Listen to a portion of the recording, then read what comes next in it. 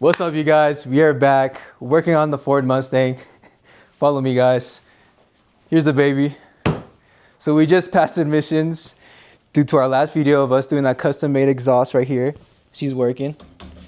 We soon realized it's a little too low, but we'll fix that later on. But today we are going to work on the brakes for the rears, and you guys are going to be here with it. All right, first step, guys, we're going to take off the wheel. So that's what we're going to end up doing. So let's take her out.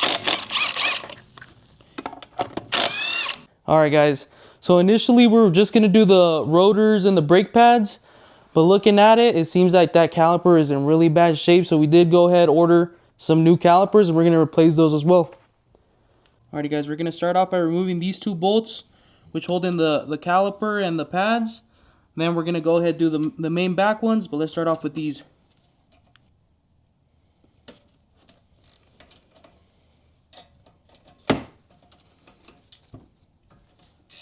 Alright, guys, once you get the caliper off, make sure you always put it on something so you don't have any stress on these brake lines. But now we're going to go ahead and start on these two main bolts back here.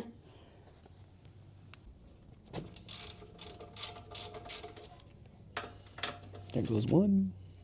There goes another. Alright, guys, once you get your bracket off, this is going to be trash. But our kit did not come with new bolts, so we are going to reuse this. But once you get that bracket off, your rotor just slides out. Sometimes you do have to hit it with a hammer, just on the corners, just to loosen it up if you do have a lot of oxidation. But now we're able to put that new rotor in here.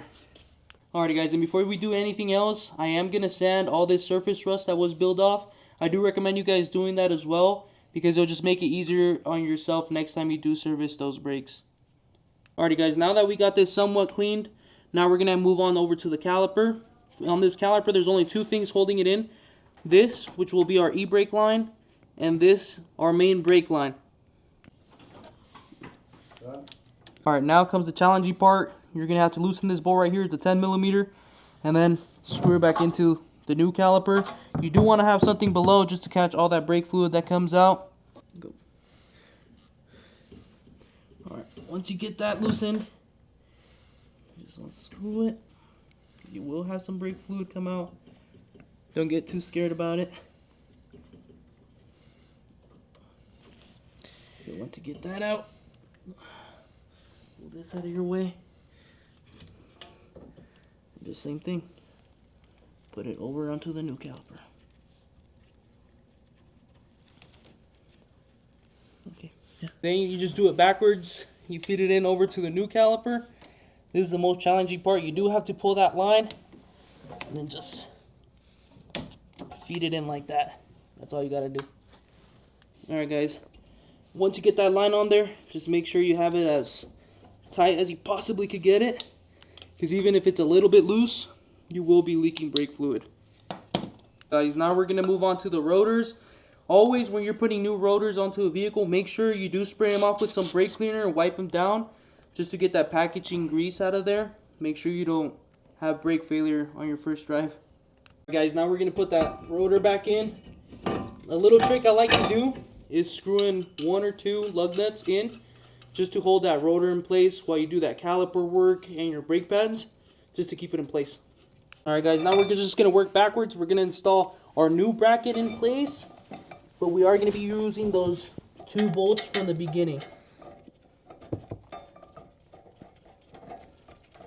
Guys, and our kit came with new hardware. Just want to give you guys a little insight on how to do this real quick.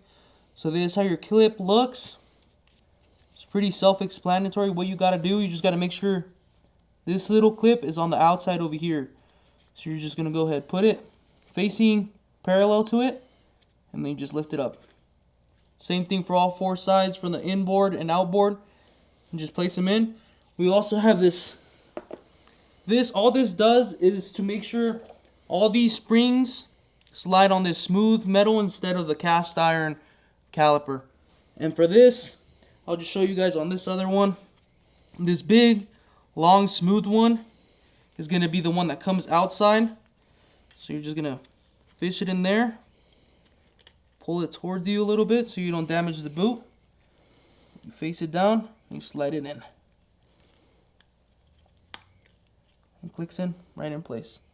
Alright guys, and when it comes to putting anti-seize, I do like to put it everywhere where it's going to move or it's going to have friction. So I do like to put it on the face of the pad out here, because we are going to have all our hardware on these corners. I'm just going to place it right here on the main caliper bracket. Guys, once you get these pads in, all you got to do to put this caliper back on, these slider pins have a rounded side and a flat side. The flat side just has to be parallel to this cutout right here. That'll just make sure these don't move around while you do brake. Alrighty guys, now that we have everything done, because we did remove that caliper, we do have to re-bleed these brakes, but it's pretty easy. Right here on the calipers, on the top, they have this little nipple. All you have to do is loosen it, make sure your reservoir is full, and just have someone go inside, press on the brake pedal till you get no more air out of this little nipple. Alright guys, we are done working with the brakes. And once you finish on this side, just do the same steps for the other side. Just make sure you guys do bleed those brakes, because if you don't, once you start driving it, it's not going to brake as soon as you go on drive. So be sure you press on the brakes, make sure you bleed the brakes. But yeah, test drive them, make sure they're working, make sure they're not squeaking or anything. But I already test drove mine, works perfectly. But yeah, appreciate you guys for watching for the tutorial of how to do brakes on a Ford Mustang. But yeah, next video guys, we're gonna start prepping the vehicle for paint. So we're gonna be sanding, putting Bondo on the dents and everything. So hella excited for that. And next episode, I'll show you guys the color that we're gonna be coloring this car. All right, see you guys.